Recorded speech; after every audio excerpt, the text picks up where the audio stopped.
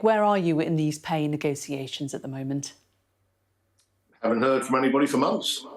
No one's been near us, not a text, not a letter.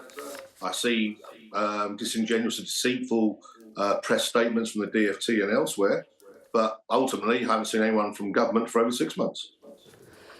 Nevertheless, you've managed to secure a good pay offer for Wales and Scotland. Why do you think it's different for England? This is a Westminster problem. We have no problem in freight. We've got no problem in Scotland and Wales, as you've highlighted. We've no problem in open access. We've done deals on the Tube and Crossrail and elsewhere, deals on Eurostar. This is a politically driven dispute and has been for the last 4 years.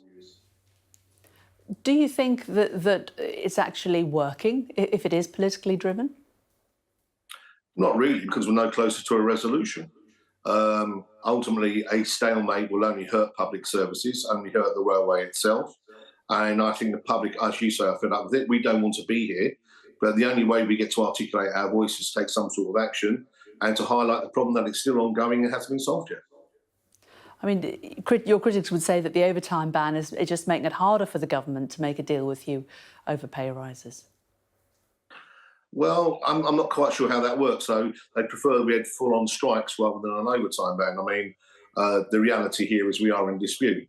And actually the employers, because we have free collective bargaining, actually were deceitful in the contracts they entered into with the government that obviated that process.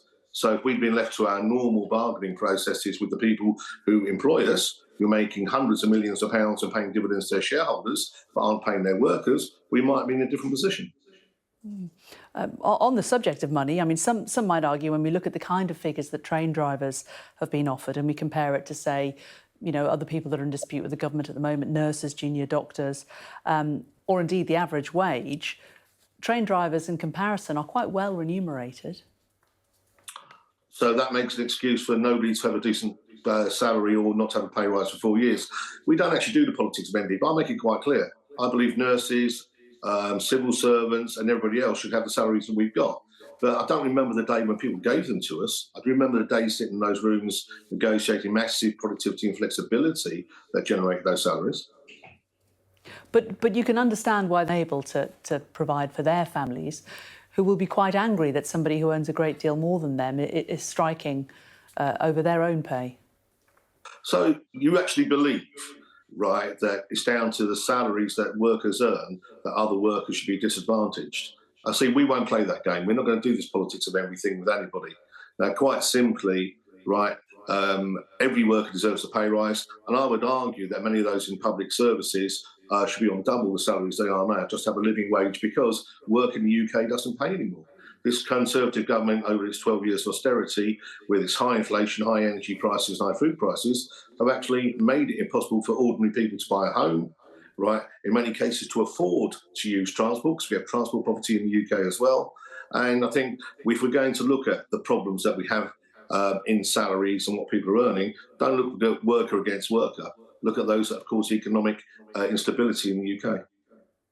But, you know, you could, you know, for people who live around London, you will have enormous sympathy, won't you? Because, as you say, it is really difficult for people who are on minimum wage and people who are on the average wage to be able to afford to buy any kind of property near where they work, if they work in London. So they have to move out because of the cost of living. And now they find that they can't get the train to work. And my people have the same problems. Even on the salaries that you claim that we generate, most of my people can't afford to live in London and have to travel extensive amounts of hours just to survive. So we agree with you. But us not having a pay rise isn't going to solve that problem, is it, for everybody else? I do believe that once every group starts getting the pay that they're entitled to, we can solve the other economic issues that are out there. Do you care about taking the public with you on this industrial action? Is that important to you? Always has been. I spend all my life, when I'm not talking about pay, talking about investment in railways, talking about connectivity, talking about electrification, talking about a greener railway. I don't believe this little island, 800 miles long, right, can deal with 60 million people plus unless we electrify, put more freight on rail, make transport more affordable, and actually get people out of their cars into an integrated transport system that drives this country forward. Unfortunately, we have a government whose political will at this moment in time is not to do that, but to hurt ordinary working people. Mick Whelan from Aslef, General Secretary, thanks for joining us this morning.